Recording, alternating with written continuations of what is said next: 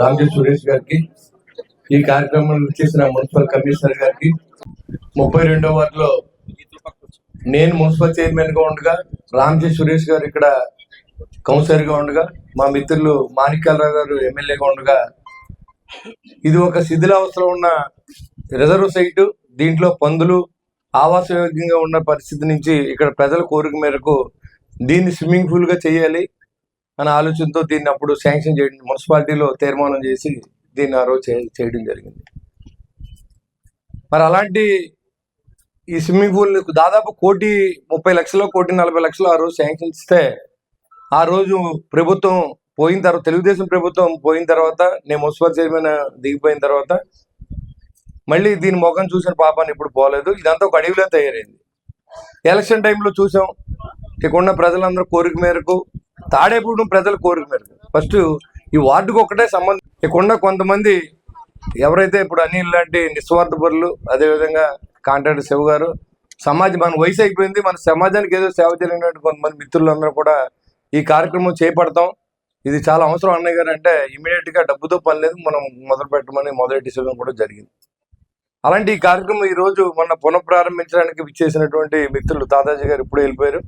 అదే గొర్రెలు శ్రీధర్ గారు, డాక్టర్ శ్రీనివాస్ గారు, పుల్లబాబి గారు, అడప ప్రసాద్ గారు, రామ్జీ సురేష్ గారు, కాశీ గారు, మోహన్ గారు, అదేవిధంగా కమిషనర్ గారు, మరి ఎంఎస్ఆర్ గారు, మాక శ్రీనివాస్ గారు, పాలూరు వెంకటేశ్వర గారు, సురేష్ గారు, డాక్టర్ రాజు గారు, జనార్దన్ రెడ్డి గారు, పైబేన్ రఘు గారు, ఇంకా వేదికలో అంతా పెద్దలు, ఈ సమావేశాన్ని విచ్చేసినటువంటి స్థానికులందరూ కూడా నా ఉదయపూర్వ నమస్కారం. మీడియా మిత్రులందరూ కూడా, ఈరోజు అభివృద్ధి చేయాలంటే డబ్బు కావాలంటే గత ప్రభుత్వం చేసిన విధ్వంసక పరిపాలన మనం చూసాం.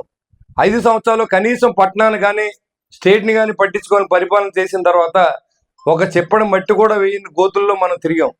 అలాంటి పరిస్థితి నుంచి అన్ని కూడా మనం చంద్రబాబు నాయుడు గారి ఆలోచనతో, పవన్ కళ్యాణ్ గారి ఆలోచనతో మనం ఎన్నుకున్నారు కాబట్టి మరింత బాధ్యతగా పనిచేయండి, నిరంతరం ప్రజల మధ్య ఉండండి, డబ్బు లేదని చెప్పకండి, ప్రజలను భాగస్వామ్యం చేయండి, ఖచ్చితంగా సక్సెస్ అవుతుందని చెప్పడం జరిగింది. దాంట్లో భాగంగా తాడేపూడిని మొదటి వరుసలో నిలబెట్టి తలుచుకుంటాం. ఫస్ట్ తాడేపూడిలోనే మా ఊరు ఉండాలనే ఆలోచనతో పనిచేస్తాను నేను.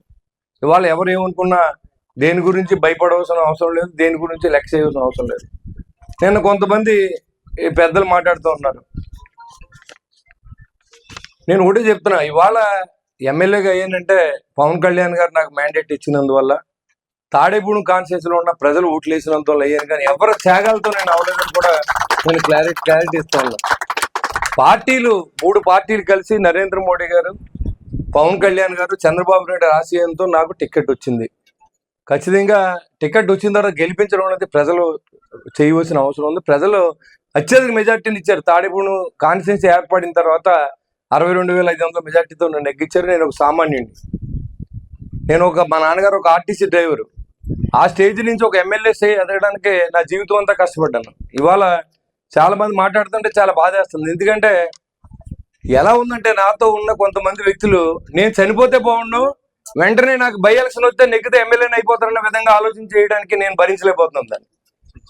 నేను గెలిచిన తర్వాత నిరంతరం ప్రజల కోసమే పనిచేస్తా ఉన్నా. నా సొంత వ్యాపారం మానేశాను. నేను ఎక్కడా కూడా ఎవరిని ఇబ్బంది పెట్టలేదు. ఇటు తెలుగుదేశం మిత్రులు కానీ, అటు జనసేన కానీ, అటు బీజేపీ కానీ. నేను ఎన్డీఏ ఎమ్మెల్యే, నేను ఏ పార్టీకి సంబంధించిన వ్యక్తిని కాదు. ఇన్ని జరుగుతూ ఉంటాయి. ఓ పక్కన అధికారుల్ని సమన్వయంతో పనిచేయించాలి అంటే, ఓ పక్కన అధికారులను బెదిరిస్తారు. నువ్వు ఉండాలని లేదా, పైన మా పార్టీ ఉంది, నేను పంపేస్తాం. ఏం పంపేస్తారు మీరు? నేను ఎన్డీఏ ఎమ్మెల్యేని, నేనేమి వైఎస్ఆర్సీపీ ఎమ్మెల్యేని కాదు. ఇక్కడ అధికారులను కూడా పరిరక్షణ చేసుకోవాల్సిన అవసరం ఉంది. అధికారులకు అవసరం నాకు పూర్తిగా ఉంది. అధికారులు చేయకపోతే నేను చేయలేను. ఇక్కడ చేయమని కమిషనర్ ఆదేశింటే కమిషనర్ అన్ని ఇవన్నీ చేయించాడు. ఇది చేయమని అనిల్ వీళ్ళంతా ఉండి రాత్రానిగా పాలని ఇక్కడ కొంతమంది కూర్చొని టీలు ఒకరు పెట్టి, కాఫీలు ఒకరు పెట్టి, గవర్నమెంట్ డబ్బులు ఇవ్వకుండా ఇది అభివృద్ధి చేస్తూ ఉంటే విమర్శలు చేసేవాళ్ళకి చెప్తున్నాను. నేను ఎప్పుడు చనిపోతాను నాకు తెలియదు, కానీ చనిపోయినప్పుడు మీరు ఖచ్చితంగా ఎమ్మెల్యే అవ్వాలని నేను కోరుకుంటున్నాను. నేను ఉండగానే చనిపోవాలని కోరుకోవద్దని చెప్పి కూడా మీకు తెలియజేస్తాను. ఎందుకంటే అది అన్యాయం. అది నా సర్వస్వం. నేను ఒక సామాన్యుడిని మీ ముందు నిలబడి స్థాయికి ఎదగడానికి భగవంతుడు నేను చేసిన వ్యాపారాలకు కలిసి వచ్చి నేను ఎక్కడో సంపాదించాను. రోడ్లు తిరిగాను. దాదాపు 30 లక్షల కిలోమీటర్ రోడ్డు జర్నీ చేశాను ఈ పరిస్థితి రావడానికి. నాకు ఎవరు ఊరిని ఐఏఎస్ ఇవ్వలేదు, ఎవరిని చందా కూడా అవ్వలేదు. ఎలక్షన్లో సంవత్సరం కూడా నాకేం లేదు. ఇవాళ నేను అడిగితే కాదనకుండా ₹1 కోటి 80 లక్షల పైన సీఎం రిలీఫ్ ఫండ్ ఇచ్చారు. ఎవరిని అడగకుండానే ఇచ్చారు. మీరు ఎలాగ డబ్బులు అడుగుతలేదు సార్, మేము అక్కడ ఒక 1/2 ఎకరం విడదీసాం సార్, ఈ 2 లక్షలు సీఎం గారికి ఇవ్వండి ఇస్తే పట్టుకెళ్ళి ఐఎస్ డబ్బులు మనం ఇచ్చాడు తాడేపూడి నుంచి. ఆయన మనకి ₹1,50 లక్షల సీఎం రిలీఫ్ ఫండ్ ఇచ్చాడు. ఏది అడిగితే అది ఇచ్చాడు. ఇవాళ సీఎం రిలీఫ్ ఫండ్ ఇచ్చినా, ఇవాళ డెవలప్మెంట్ చేసినా ప్రజల సహకారాన్ని, ప్రజల భాగస్వామ్యం చేయడం నాకు తెలుసు కాబట్టి నేను దాన్ని ప్రయత్నం చేసి సక్సెస్ అయ్యాను నేను అనుకుంటున్నాను. నన్ను ఏదో వెనకాల నుండి పొడి చేయాలి, నా కూడా ఉండి నేను నాశనం అయిపోవాలని కోరుకునే వ్యక్తులు దయించి నా దగ్గర రావాల్సిన అవసరమే లేదు. నేను నా మంచి కోరుకుని, తాడేపూడి ప్రజలు నా మంచి కోరుకున్నారు. తాడేపూడి మంచి ప్రజల డెవలప్మెంట్ నేను కోరుకుంటున్నాను. తాడేపూడిలో ఉన్న ప్రతి వ్యక్తికి, కాన్స్టిట్యూన్సీలో నా ఓటేసిన ప్రతి వ్యక్తి కాదు, అందరికీ పార్టీలకు అతీతంగా పనిచేయదలుచుకున్నాడు. ఖచ్చితంగా పనిచేస్తున్నాను. వాళ్ళే సిగ్గుపడుతూ ఉన్నారు. ఇవాళ ఇలాంటి మనిషిని ఓడించాలని చూసాం. ఇతను సొంత డబ్బులు పాడు చేసుకున్నాడు, సొంత ఆస్తి పాడు చేసుకున్నాడు అనే విధంగా నేనుంటే, నేను ఎప్పుడు చచ్చిపోతానో బై ఎలక్షన్ వద్దని చూస్తే దాంట్లో అర్థమే ఉంటుంది. ఊరు నష్టపోద్ది. మీకోసం పనిచేసేవాళ్ళు, వాళ్ళ కోసం పనిచేసేవాళ్ళు వస్తే పోయిది ఊరు పోద్ది, కాన్స్టిట్యున్సీ పోద్ది. నాకు బాధ కలిగిన విషయాన్ని నేను మీకు షేర్ చేయాలి. నేనేం చేస్తున్నాను ఇప్పుడు? డబ్బులు ఇస్తే డాక్టర్ గారికి ఇమ్మన్నాను, డబ్బులు ఇస్తే అనిల్కి ఇమ్మన్నాను, డబ్బులు ఇస్తే ఎవరికైనా ఇమ్మని చెప్పాను.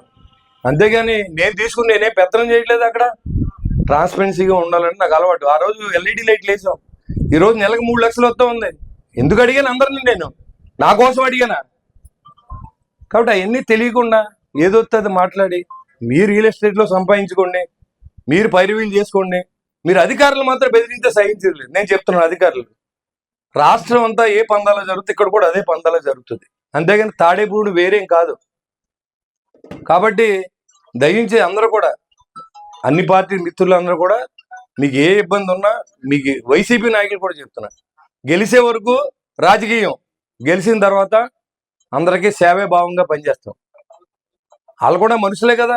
ఎవరో ఇష్టం వచ్చిన పార్టీకి వాళ్ళు చేసిన హక్కుని రాజ్యాంగం మనకి ఇచ్చింది. దాన్ని నేనే తప్పుపట్టట్లేదు.